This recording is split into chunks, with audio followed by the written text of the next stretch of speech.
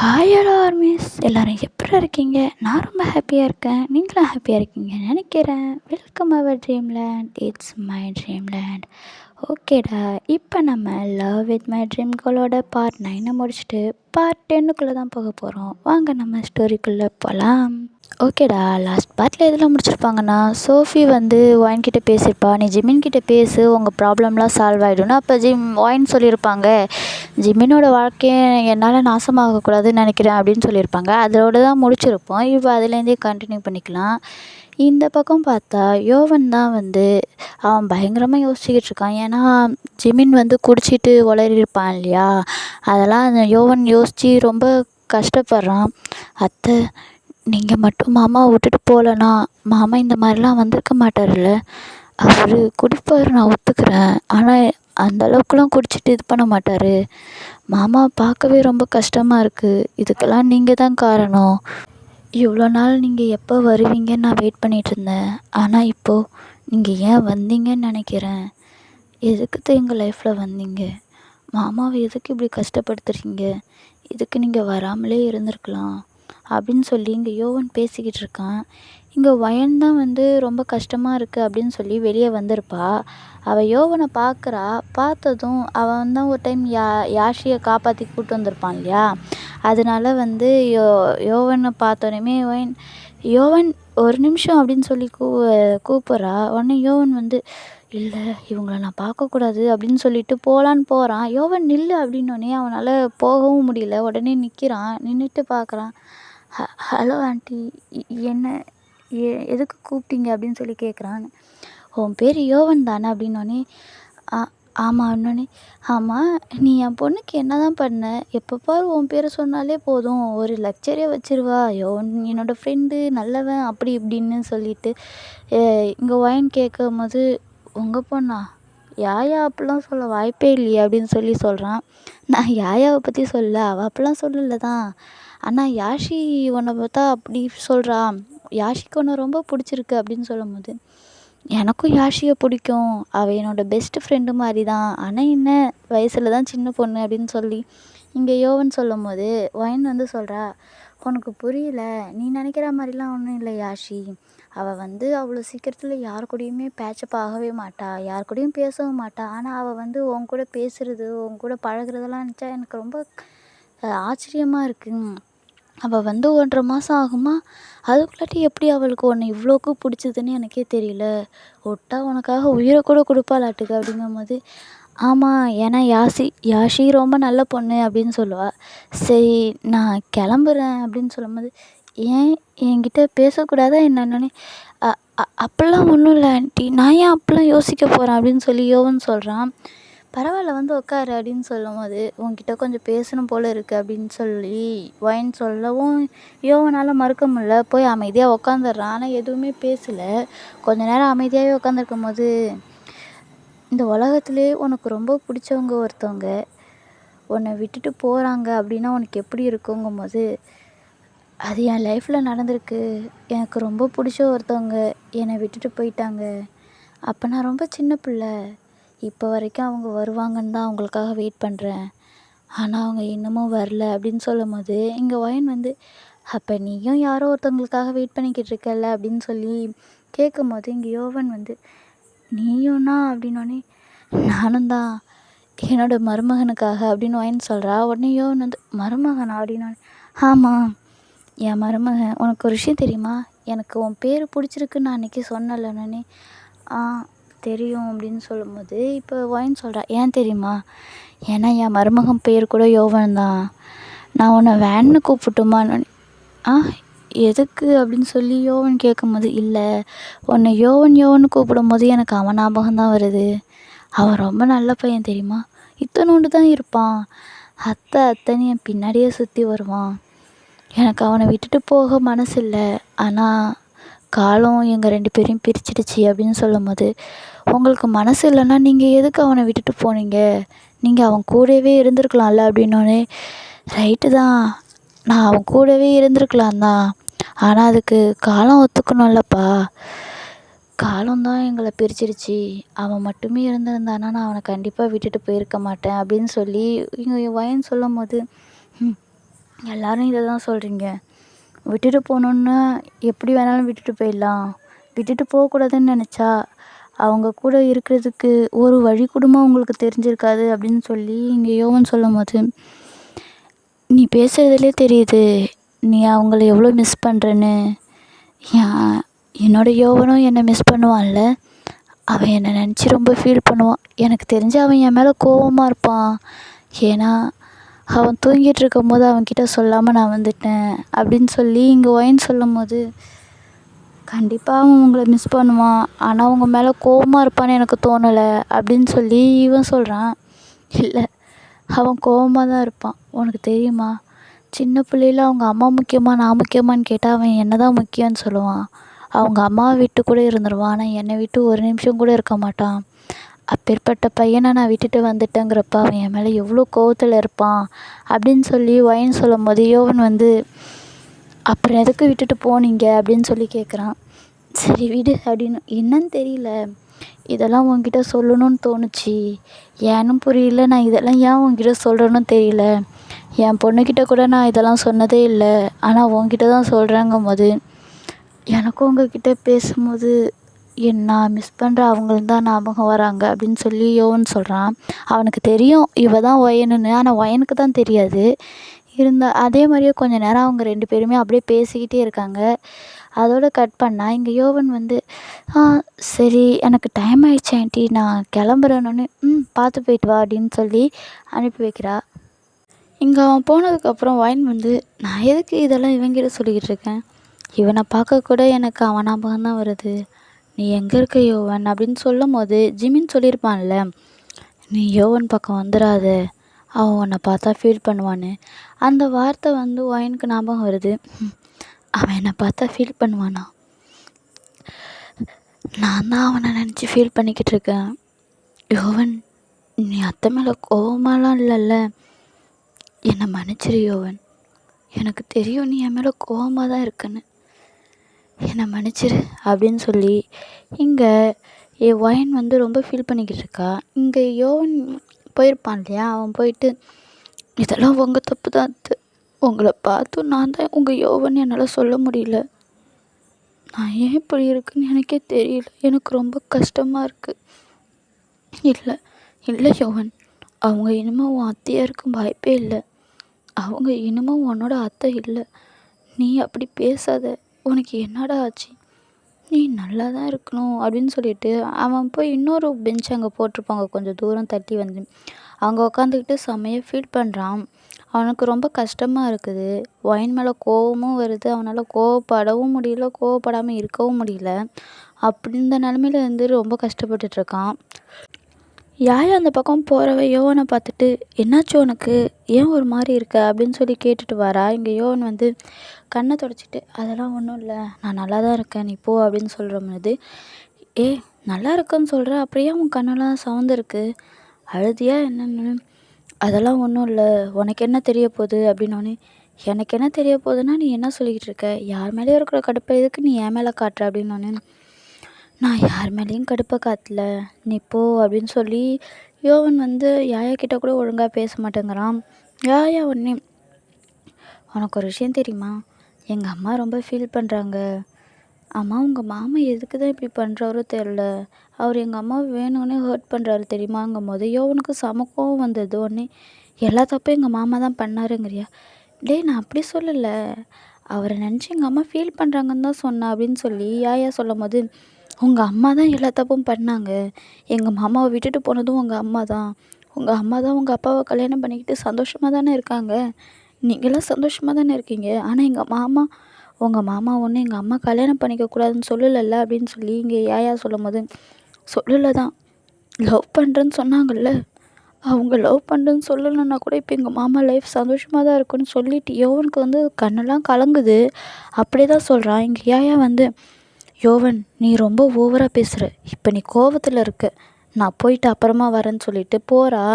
உடனே நில்லு யாயா, என்ன உன்னால் உண்மையை நம்ப முடியலையா, இல்லை ஏற்றுக்க முடியலையா அப்படின்னு சொல்லி கேட்கும்போது, எது உண்மை, எங்கள் அம்மா உங்கள் அப்பாவுக்கு உங்கள் மாமாவுக்கு துரோகம் பண்ணிட்டாங்கன்னு சொல்கிறதா? நான் எங்கள் மாமாவுக்கும் எங்கள் அப்பாவுக்கும் எல்லாருக்கும் தான் உங்கள் அம்மா துரோகம் பண்ணாங்க. எல்லா தப்பும் அவங்க மேலே தான். அவங்க மட்டும் ஒழுங்காக இருந்திருந்தாங்கன்னா இவ்வளோ பிரச்சனை வந்திருக்காதுன்னு சொல்லி யோவன் இங்கே கத்துறான். உடனே யாயா வந்து, போதும் நிறுத்து, உன்கிட்ட பேசவே எனக்கு விருப்பம் இல்லை. எங்கள் அம்மா மேலே எந்த தப்பும் இல்லை. அவங்க என்ன கல்யாணம் பண்ணிக்காமல் உங்கள் மாமாவே நினச்சிக்கிட்டு இருப்பாங்களா அப்படின்னோடனே யாயா கேட்கும்போது,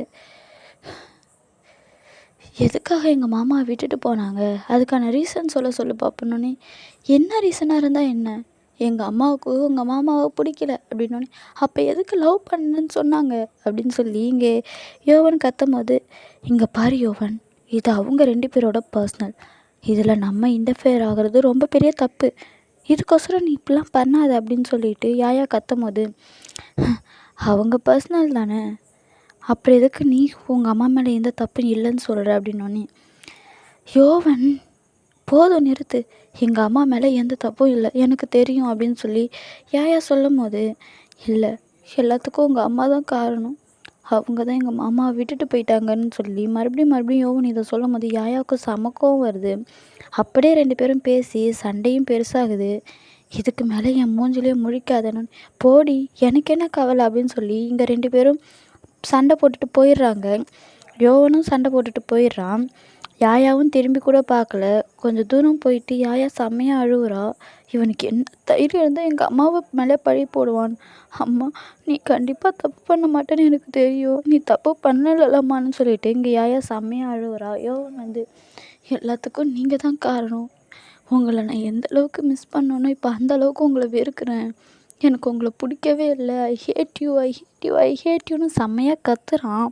இதை பார்த்துட்டு இருந்த ஷாஹி அந்த பக்கம் தான் போவா. யோவன் இப்படி கத்துறதை பார்த்தோன்னே, யோவன் உனக்கு என்னாச்சு, எதுக்காக நீ இப்போ அழுவுற, யாரை நீ ஹர்ட் பண்ணுற அப்படின்னு சொல்லும் போது யோவன் வந்து, அதெல்லாம் ஒன்றும் இல்லை, நீங்கள் போங்க, இது என்னோடய பர்சனல் விஷயம் அப்படின்னு சொல்லும் போது யோவன் அப்புறம் சொன்னதுக்கப்புறம் ஷாஹியால் என்ன பண்ண முடியும், ஒன்றும் பண்ண முடியாது. அவ்வளோ அமைதியாக போயிடுறா. போனவன் என்ன பண்ணுவான்னா ஜிமினுக்கு கால் பண்ணி இந்த மாதிரி இங்கே யோவன் இருக்கான் அப்படின்னு சொல்லி சொன்னோன்னே ஜிமின் உடனே கிளம்பி வந்துடுறான். இந்த டைம் ஜிமின் அப்போ தான் குடிக்கலான்னு போவான். அதுக்குள்ளாட்டியும் ஷாஹி கால் பண்ணதுனால குடிக்கல, அப்படியே ஓடி வந்துடுறான். வந்து பார்த்தா இங்கே யோவன் செம்மையாக ரோட்டில் உட்காந்து அழுதுகிட்டு இருப்பான். இதை பார்த்தோன்னே ஜிமினுக்குலாம் ரொம்ப கஷ்டமாக இருக்குது. அவன் எட்டேருந்து தான் பார்ப்பான். ஏத்த இப்படி பண்ணீங்க, என்னால் என்னோடய மாமாவை அப்படி பார்க்கவே முடியல தெரியுமான்னு சொல்லி யோவன் வந்து ரொம்ப ஃபீல் பண்ணி பேசிக்கிட்டு இருப்பான். இதெல்லாம் ஜிமின் எட்டேருந்து கேட்டுட்ருப்பான். கேட்டபோது தான் ஜிமினுக்கு ஒரு விஷயம் புரியுது. ஆக்சுவலாக அவன் வந்து ஃபீல் பண்ணுவான் தான், ஆனால் அதனால் யோவன் தான் ரொம்ப பாதிக்கப்பட்டாங்கிற விஷயமே இப்போ தான் ஜிமினுக்கு புரியுது. உடனே அவன் வந்து, தப்பு பண்ணிட்ட ஜிமின், இதுக்கு மேலே நீ குடிக்கக்கூடாது, உனக்காக யோவன் இருக்கான், உன்னால் அவன் தான் கஷ்டப்படுறான், என்னை மன்னிச்சிரு யோவன் சொல்லிட்டு போகிறான். யோவன் இங்கே என்ன பண்ணிக்கிட்டு இருக்கணுன்னே டக்குன்னு யோவன் கண்ணெல்லாம் தொடச்சிட்டு, மாமா வாங்க, என்ன விஷயம் மாமான்னு. இல்லை, என்னோடய ஷூலேஷ் அவுந்துருச்சு, அதை கட்டலான்னு தான் குனிஞ்சனோடனே, இம்மா நேரம் நீங்கள் அழுதுட்டு இருந்ததை நான் பார்த்தேன், ஷாஹி என்கிட்ட எல்லாத்தையும் சொல்லிட்டா அப்படின்னு சொல்லும்போது, அவங்கக்கிட்ட அப்போவே இது என்னோடய பர்சனல்னு சொன்னல அப்படின்னு சொல்லும்போது, என்னாச்சு யோவன் உனக்குன்னு. இன்றைக்கி நான் அத்தையை பார்த்தேன் மாமா, அவங்க ஒன்றுமே நடக்காத மாதிரி, அவங்க மேலே ஒரு தப்புமே இல்லாத மாதிரி கேஷுவலாக பேசுகிறாங்கன்னொன்னே, அவளுக்கு நீ தான் யோவனை தெரியுமான்னொன்னே, தெரியாது, ஒரு டைம் யாஷி மிஸ் ஆகிட்டேன்னு அவளை கண்டுபிடிச்சி கொடுத்தேன், யாஷியோட ஃப்ரெண்டாக தான் என்ன தெரியும், அவங்க தேடுற யோவன் நான் தான் தெரியாது. அவங்க பேசணுன்னே எனக்கு சமக்கம் வந்துடுச்சு மாமா, என்னால் தாங்கிக்கவே முடியல, அவங்களுக்கு நம்ம ஞாபகம்லாம் கொஞ்சம் கூட இல்லை, நான் தான் பைத்தியக்கார மாதிரி இத்தனை வருஷமாக அவங்கள தேடிக்கிட்டு இருந்தேன் அப்படின்னு சொல்லி சொல்லும் போது, அப்படிலாம் இல்லை, அவளுக்கு என் ஞாபகம் வேணால் இல்லாமல் இருக்கலாம், ஆனால் உன் ஞாபகம் ஒவ்வொரு நிமிஷமும் இருந்துக்கிட்டு தான் இருக்கு யோவன், அவள் உன்னை குழந்தையிலேருந்து பார்த்துருக்கா, அவளுக்கு உன்னை ரொம்ப பிடிக்கணுன்னே, எல்லாமே ட்ராமா தான், என்னை பிடிச்ச மாதிரி காட்டிக்கிறாங்க, அப்படி பிடிச்சிருந்தா அவங்க எதுக்கு என்னை விட்டு இத்தனை வருஷம் இருக்கணும், அவங்களால முடியும்னா அவங்க வந்திருக்கலாம்ல, என்னை பார்க்கவாவது வந்திருக்கலாம்ல, நீங்கள் என்னை கன்வின்ஸ் பண்ணாதீங்கன்னு சொல்லிட்டு யோவன் போய் ஜிமினை ஹக் பண்ணிவிட்டு செம்மையாக அழுகுறான். ஜிமினும் சரி சரி ஒன்றும் இல்லை, நான் உன் கூட தான் இருக்கேன், அழுவாதன்னு சொல்லி அவனுக்கு கொஞ்சம் ஆறுதல் சொல்கிறான். அதுக்கப்புறம் வீட்டுக்கு கூப்பிட்டு போயிடுறாங்க. யோவன் சாப்பிடவும் இல்லை. ஜிமின் ஜேகே வந்து டேய் சாப்பிட்டு போடான்னு சொல்லும் போது, ஜிமின் வந்து அவனை விடு, அவன் பசிக்கிறப்போ வந்து சாப்பிட்டுங்கும்போது ஜீரா வந்து அதை எப்படி விட முடியும், அவன் ஒரு கூட சாப்பிடவே இல்லை, அவன் கொஞ்சமாவது சாப்பிட்டு போட்டோம் அப்படின்னு சொல்லும்போது, ஜீரா இப்போ அவனுக்கு தேவை சாப்பாடு இல்லை, அமைதியான ஒரு இடம், அதை மட்டும் கொடுங்க போதும் அப்படின்னு ஜிமின் சொல்கிறான். இல்லை ஜிமின், அது வந்து நான் சொல்கிறத கேளுங்கும்போது, இப்போ ஜிமின் இங்கேருந்து யோவன் எவ்வளோ வேணாலும் டைம் எடுத்துக்க, இன்றைக்கி நைட்டு மட்டும்தான் உனக்கான டைம், எவ்வளோ முடியுதோ அவ்வளோ அழுதுக்க, மறுபடியும் நான் பார்க்கும்போது பழைய யோவனாக தான் பார்க்கணும், இந்த யோவன் எனக்கு சுத்தமாக பிடிக்கல, இவன் என்னோட மருமகனாக இருக்க வாய்ப்பே இல்லை அப்படின்னு ஜிமின் சொல்லும் போது, இங்கே யோவன் வந்து காதில் வாங்கிட்டு தான் இருக்கான். அவனை ஃப்ரீயாக விடுங்க, இன்றைக்கி ஒரு நைட் அவனுக்காக ஒதுக்குங்க அப்படின்னு சொல்லும்போது, என்னாச்சு ஜிமின்னொன்னே யோவன் வாயினை பார்த்துட்டான். அவனால் அதை ஏற்றுக்க முடியல. அவன் என்ன நினைக்கிறான்னா, ஒயின் இத்தனை வருஷம் அவனை விட்டுட்டு ரொம்ப சந்தோஷமாக இருந்ததாக நினைக்கிறான். அவன் இல்லாமல் ஒயின் ரொம்ப நிம்மதியாக இருந்ததாகவும் நினைக்கிறான். அதனால தான் அவன் ரொம்ப ஃபீல் பண்ணுறான். அவனை கொஞ்சம் நிம்மதியாக விடுங்க, அவனே சரியாயிடுவான் அப்படின்னு ஜிமின் சொல்லும் போது, இங்கே ஜேகே வந்து இவன் அப்படிலாம் நினைக்க மாட்டானே, எதுக்காக இப்படி நினைக்கிறானோனே, அதுக்கு காரணம் என்னென்னா, எனக்கு கல்யாணம் ஆகிடுச்சி, கல்யாணம் ஆகி ஹஸ்பண்ட் இருக்காங்க, 2 குழந்தைங்க இருக்காங்க, இந்த விஷயந்தான் அவனை அப்படி நினைக்க வைக்கிது அப்படின்னு ஜிமின் சொல்லும் போது, இங்கே ஜேகேலுக்குலாம் ரொம்ப கஷ்டமாக இருக்குது. ஏன்னா எப்போதுமே யோவன் வந்து சேட்டை பண்ணிக்கிட்டு அப்படி தான் இருப்பான். ஆனால் அவன் வந்து ரொம்ப சோகமாக ஒரு மூலையில் ஒடுங்கி போய் கிடக்குற மாதிரி ஒரு ரூம்லேயே படுத்துருக்கிறதுலாம் அவனுக்கு பழக்கமே இல்லை. 5 நிமிஷம் கூட ரூம்லேயே இருக்க மாட்டான். ஆனால் இப்போ சாப்பிடாம கூட போயிருக்கான். அவன் ஒரு நாள் கூட சாப்பாடை ஸ்கிப் பண்ணதே இல்லை. எவ்வளோ பிரச்சனையாக இருந்தாலும் சாப்பிடாமலாம் அவன் இருக்கவே மாட்டான். அதனாலே ஜீரா வந்து அவன் பசி தாங்க மாட்டான்னு சொல்லிகிட்டே இருப்பாள். ஜேகே எவ்வளோ திட்டினாலும் காதில் வாங்காமல் சாப்பிடுவான். அவன் இப்போ ரொம்ப ஃபீல் பண்ணிக்கிட்டு இந்த மாதிரி போனதும் அவனுக்கு ரொம்ப கஷ்டமாக இருக்குது. என்ன தான் அவனை திட்டினாலும் அவன் மேலே பாசம் இல்லாமல் இருக்காதுல்ல. அதனால ஜேகே ரொம்ப ஃபீல் பண்ணுறதை பார்த்துட்டு ஜிமின் வந்து, கவலைப்படாத ஜேகே, அவனுக்கு ஒரு நைட்டு கொடு, அவன் பழையபடி வந்துடுவான் அப்படின்னு சொல்லிட்டு இங்கே சொல்கிறாங்க.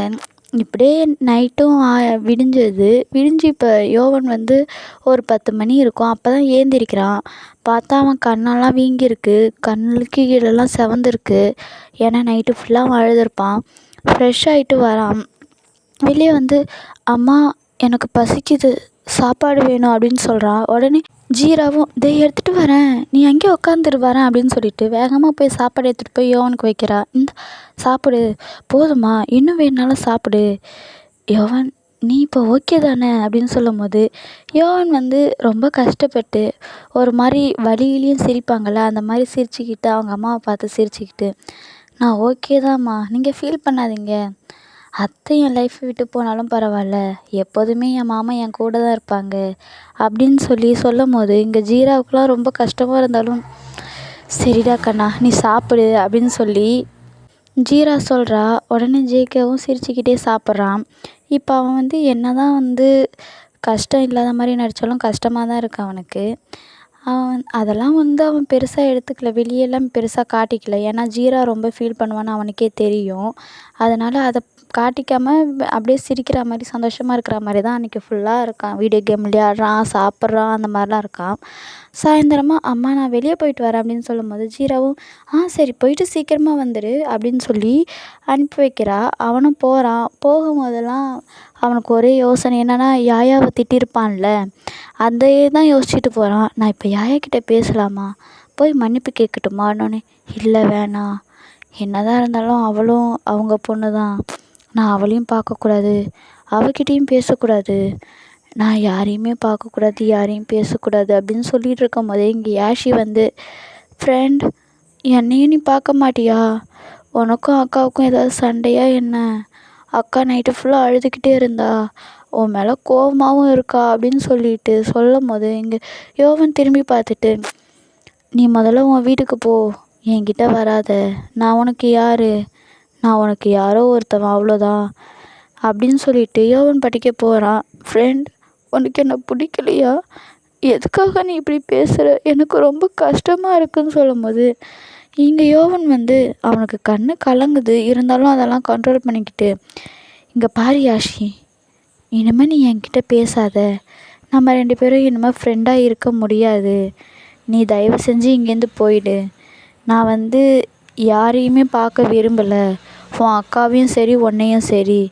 நீங்கள் எனக்கு ஏதாவது நல்லது பண்ணணும்னு நினச்சிங்கன்னா சீக்கிரமாக இந்தியாவை விட்டு போயிடுங்க. என் கண்ணில் படாதீங்க அப்படின்னு சொல்லிட்டு யோவான் பாட்டிக்கு வேகமாக போயிடுறான்.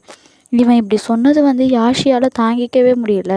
அவள் அதே இடத்துல உட்காந்துட்டு செம்மையாக அழுவுறா. என் ஃப்ரெண்டு என்னை இப்படி சொல்லக்கூடாது, என்னை விட்டுட்டு போகாத, எனக்கு பயமாக இருக்குன்னு சொல்லிட்டு அவள் செம்மையாக அழுவுறா. அவளுக்கெலாம் ரொம்ப கஷ்டமாக இருக்குது.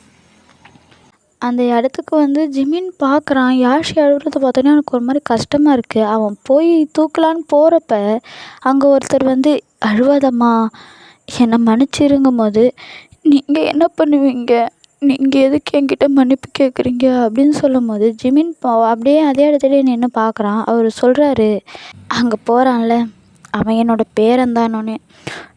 யோவன் உங்கள் பேரனா அப்படின்னோடனே, ஆமாம் என் பொண்ணோட பையன்தான் அவன்.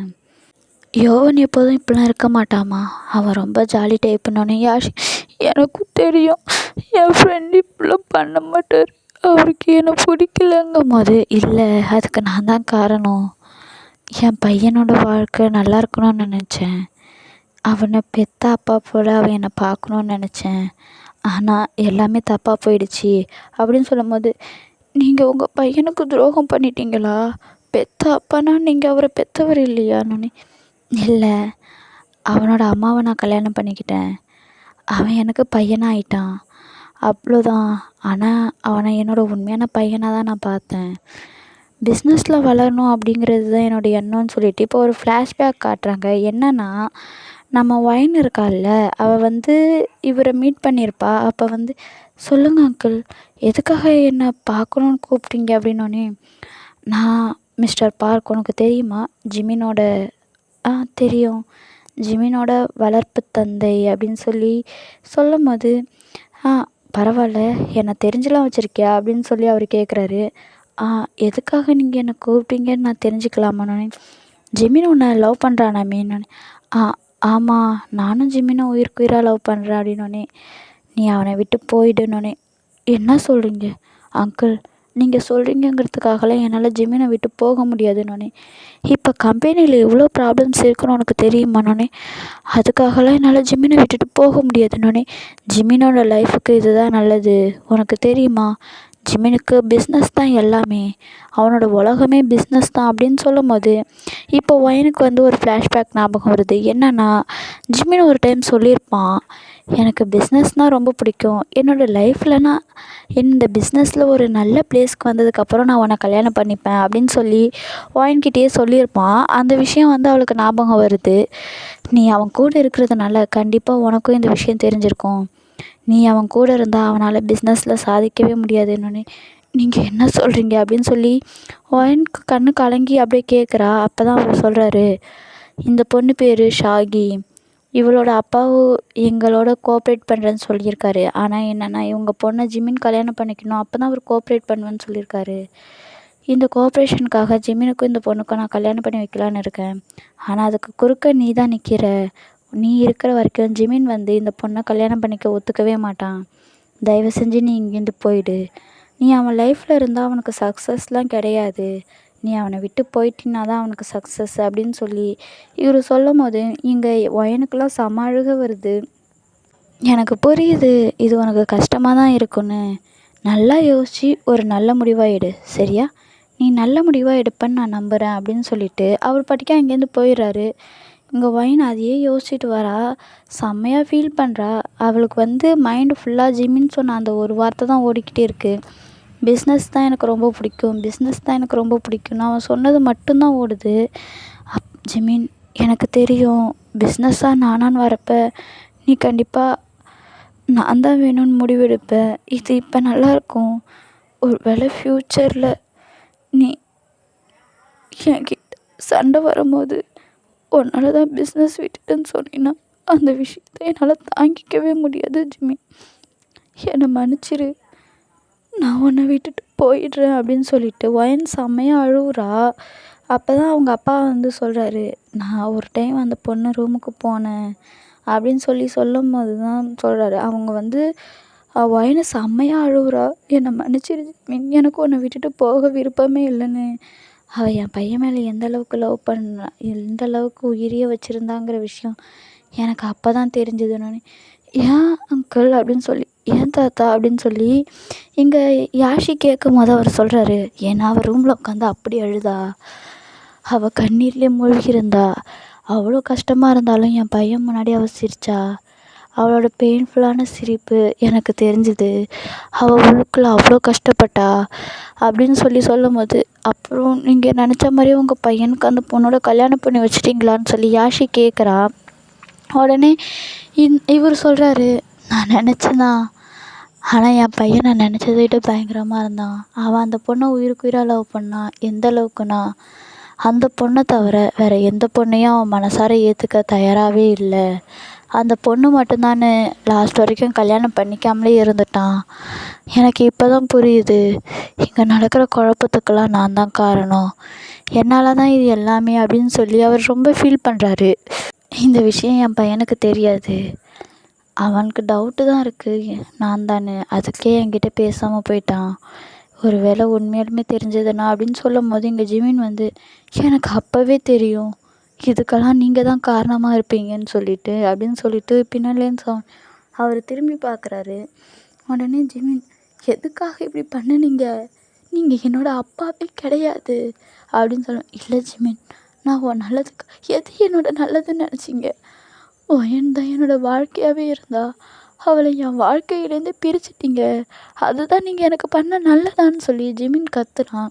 ஜிமின் அப்படின்னு சொல்லும்போது, போதும் நிறுத்துங்க, உங்கள் பேச்சை கேட்கணுன்னு எனக்கு எந்த அவசியமும் இல்லை, நீங்கள் எனக்கு நல்லது பண்ணலை, எனக்கு கெட்டது தான் பண்ணியிருக்கீங்கன்னு சொல்லி ஜிமின் கத்தும் போது இங்கே பார்க் ஜிமின் அப்படின்னு சொல்லும்போது, பார்க் ஜிமினா, யாரை நீங்கள் கூப்பிட்றீங்க, என்னையா, இல்லை பார்க் ஜீரா மட்டும்தான், பார்க் ஜிமின் கிடையாது. என்றைக்கு நீங்கள் இப்படி ஒரு துரோகம் பண்ணீங்களோ அப்போவே நீங்கள் என்னோடய அப்பாவாக இருக்க முடியாது. என்னதான் நீங்கள் எங்கள் அம்மாவை கல்யாணம் பண்ணிக்கிட்டது எனக்கு பிடிக்கலனாலும், நீங்கள் எங்கள் அம்மாவை கல்யாணம் பண்ணதுக்கப்புறம் உங்களை என்னோடய அப்பாவாக நினச்சதால தான் பார்க் ஜிமின்ங்கிற பேரையே நான் மாற்றினேன். ஆனால் இப்போ சொல்கிறேன், என் பேர் என்றைக்குமே ஜிமின் மட்டும்தான், பார்க் கிடையாது அப்படின்னு சொல்லி அவன் சொல்லும்போது ரொம்ப அழுதுகிட்டே தான் சொல்கிறான். ஒன்று, என்னை மன்னிச்சிடு அப்படின்னு சொல்லும்போது, என் ஒயன் எவ்வளோ ஃபீல் பண்ணியிருப்பா, அவகிட்ட நீங்கள் என்னை விட்டுட்டு போன்னு சொல்லும்போது அவள் எவ்வளோ அழுதுருப்பா, அவள் எவ்வளோ கஷ்டப்பட்டிருப்பா அப்படின்னு சொல்லிட்டு இங்கே ஜிமின் சொல்லும்போது எல்லாமே மாறி போயிடுச்சு. நான் இந்த அளவுக்கு கஷ்டப்படுறேன்னா அதுக்கு நீங்கள் தான் காரணம், நீங்கள் மட்டும்தான் காரணம், நீங்கள் எனக்கு தேவையே இல்லை, இங்கே வந்து எங்கள் அம்மாவை கூட என்கிட்டேருந்து பிரிச்சிட்டிங்கல்ல அப்படின்னு சொல்லி அவன் செம்மையாக அழுகுறான். இவர் வந்து, நான் சொல்கிறத கேளு அப்படின்னு சொல்லும்போது, என் மூஞ்சிலே முழிக்காதீங்க, இங்கேருந்து போயிடுங்க தயவு செஞ்சுன்னு சொல்லி கத்துறான். உடனே அவரும், சரி நான் போகிறேன், நீ ஃபீல் பண்ணாதன்னு சொல்லும்போது இங்கே ஜிமின் செம்மையாக ஃபீல் பண்ணிக்கிட்டு இருக்கான். இதெல்லாம் யாஷியும் பார்த்துக்கிட்டு தான் இருக்கிறா. அவளுக்கு ஆச்சரியமாக இருக்குது, ஏன்னா எப்போதுமே ஜிமின் இந்த மாதிரிலாம் இருக்க மாட்டான். யாஷி பார்க்கும்போது அவன் செம்மையாக ரோட்லேயே உட்காந்துட்டு அழும்போது யாஷி வந்து, நீங்கள் அழுவாதீங்க, உங்களுக்கு ரொம்ப கஷ்டமாக இருக்கா, நீங்கள் அழுவாதீங்க அப்படின்னு சொல்லும்போது, நான் வேணால் எங்கள் அம்மாக்கிட்ட பேசி பார்க்கட்டுமா, எங்கள் அம்மாவும் உங்கள் கூட இருக்க சொல்லட்டுமா அப்படின்னு சொல்லி யாஷி சொல்லும்போது ஜிமின் யாஷியை கட்டி பிடிச்சிட்டு அழுவுறா.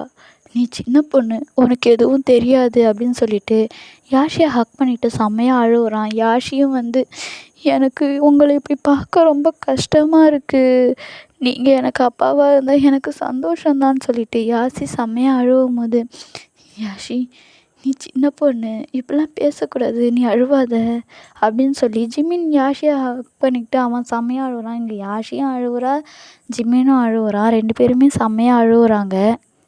இந்த பக்கம் ஒயின் வந்து, அன்னைக்கு மட்டும் நான் அவரை விட்டுட்டு போகலன்னா இந்நேரம் ஜிமின் என் கூட இருந்திருப்பாங்கல்ல சோஃபி, நீலாம் எனக்கு ஃப்ரெண்டாக கிடச்சிருக்க கூட மாட்ட அப்படின்னு சொல்லி ஒயின் சொல்லும்போது, இப்போ கூட ஒன்றும் கெட்டு போகல, இப்போ போய் ஜிமின்கிட்ட எல்லா உண்மையும் சொன்னால் கூட அவர் உன்னை மன்னிச்சு ஏற்றுக்குவாருடி, அவர் ரொம்ப ஃபீல் பண்ணுவார், எனக்கும் தெரியும், ஆனால் மிஸ்டர் பார்க் அதை விரும்ப மாட்டார்.